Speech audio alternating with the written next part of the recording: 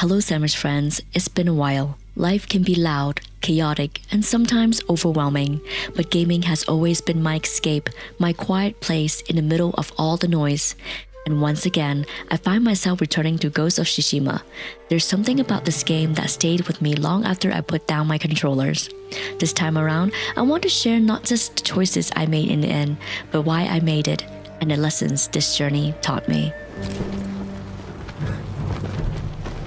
We are 80 samurai against an army, fighting to slow the invasion. Today, I die for my people. There must be thousands of them. We will face death and defend our home. Tradition, courage, honor. They are what make us. We are the warriors of Tsushima. We are samurai!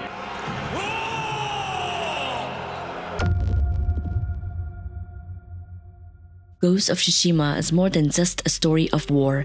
It is a story about finding oneself, about learning when to hold on and when to let go.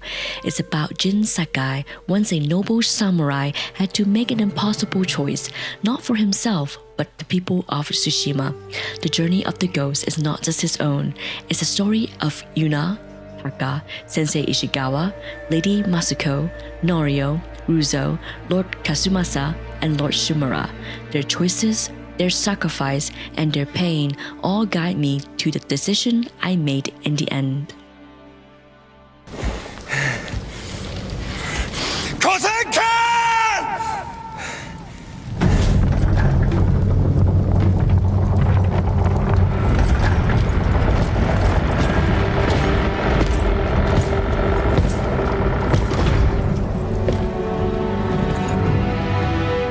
I am Jin Sakai, nephew of Lord Shimura.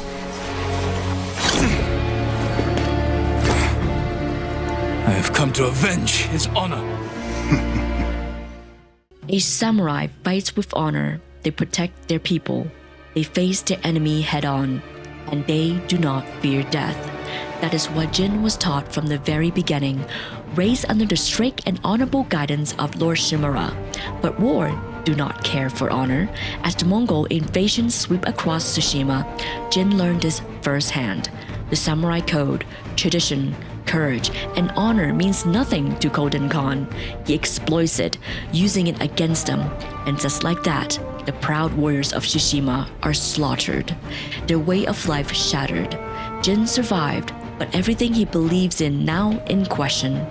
The samurai code fell Tsushima. To defeat the Mongols, he must become something else. The ghost. But Jin's story isn't just his own. His journey is shaped by the people he meets, and each of their story is a reflection of the conflict within himself.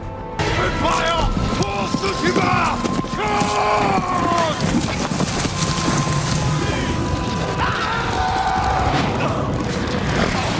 Yuna is a thief, but she isn't without morals. She steals, lies, and kills, not out of greed, but to survive, to protect Taka, her younger brother, her only family.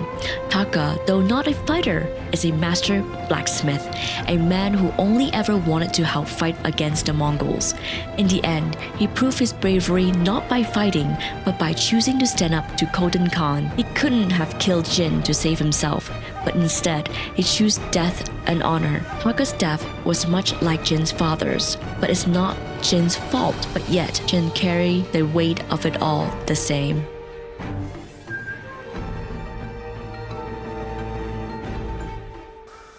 I was so dedicated to my study, I never made time for a family.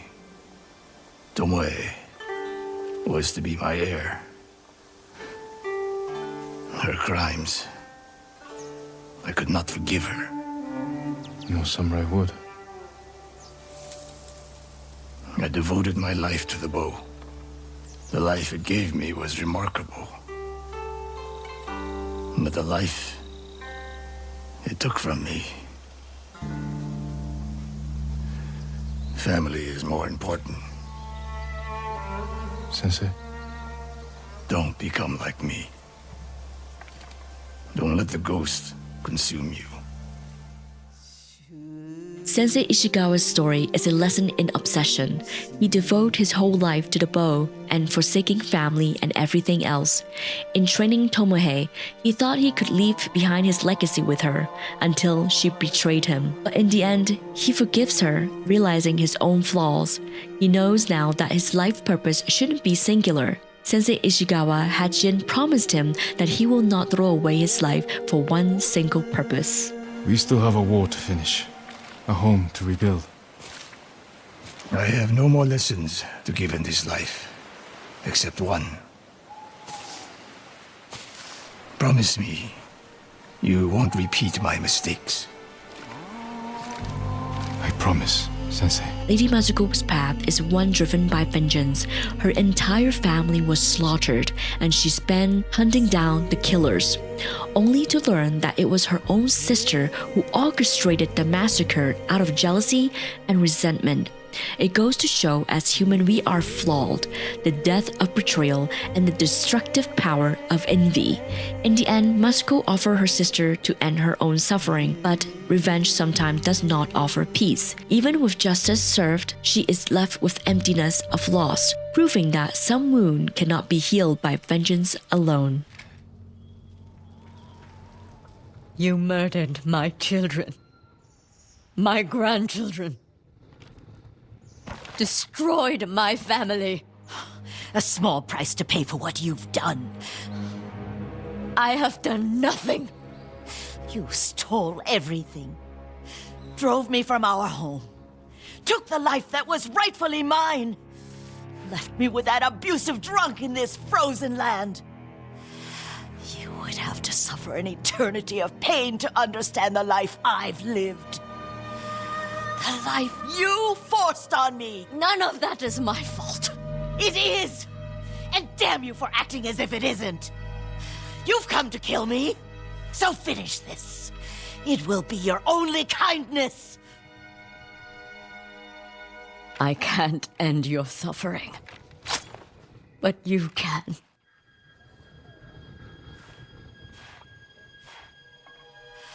Now, you have nothing.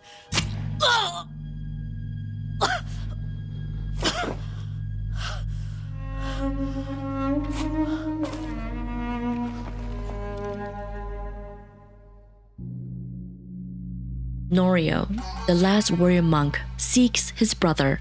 When Norio and Jin found him, it was too late. The Mongols have cut off his arms and legs, leaving him to suffer. Angel begged for death, and Norio grants it. However, he cannot let go of his anger. He burned the Mongols alive and let hatred consume him. And Jin knows all too well what vengeance does to a man. Tells him, we all make mistakes. Honor your brother's legacy, not your anger. It is a lesson reminding us revenge may offer momentary satisfaction, but it does not heal. True honor is not found in destruction, but in preserving the memory of those we lost and choosing a path that does not let hatred define us. I'm no longer a monk. You don't get to give up. We all have regrets and broken promises. But this island needs you. The last warrior monk of Cedar Temple.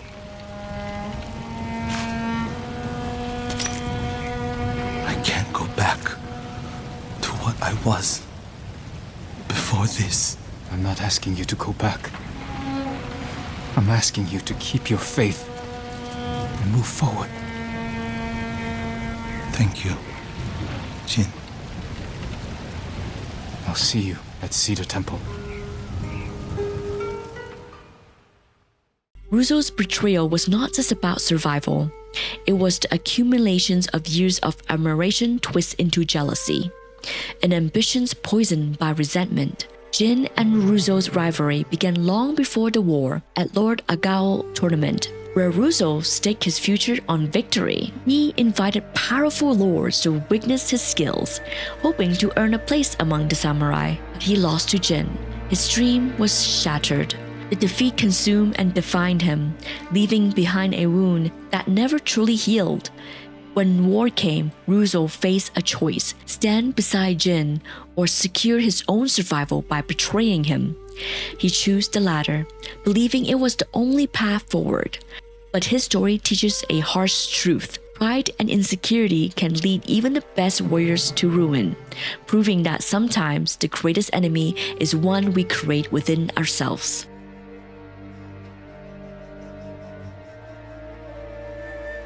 I enjoy Iki Island DLC tremendously. For so long, Jin carried the guilt of his father's death, believing he was too weak to save him. But under the eagle's poison, he was forced to relive his worst memories and confront the truth he had long fought. He realized his father was not a great man, but a ruthless conqueror, a man who expected his son to be strong, yet never taught him how to grieve. And in a painful revelation, he realized he was just a child, and it was not his fault to protect his father, but his father's duty to protect him. And for the first time, Jin let go of his guilt. He stopped chasing the approval of a man who is no longer there. There, in Iki Island, he learned to forgive himself and let go of the past to become the person he needs to be. As I reflect on all the stories throughout Ghost of Tsushima, I realize that every path Jin walked, every choice he made, led him to his final moment. Honor was everything to Lord Shimura. Even when the shogun branded Jin a traitor, he did not waver. He accepted his duty without hesitation, drawing his sword against the man he raised as a son. In his eyes, honor was not just a code, it was the foundation of everything he stood for. And when he asked for the warrior's death, I granted, not as an act of obedience, as one final acknowledgement of the sacrifices he made. In that moment, Jin was not just a ghost.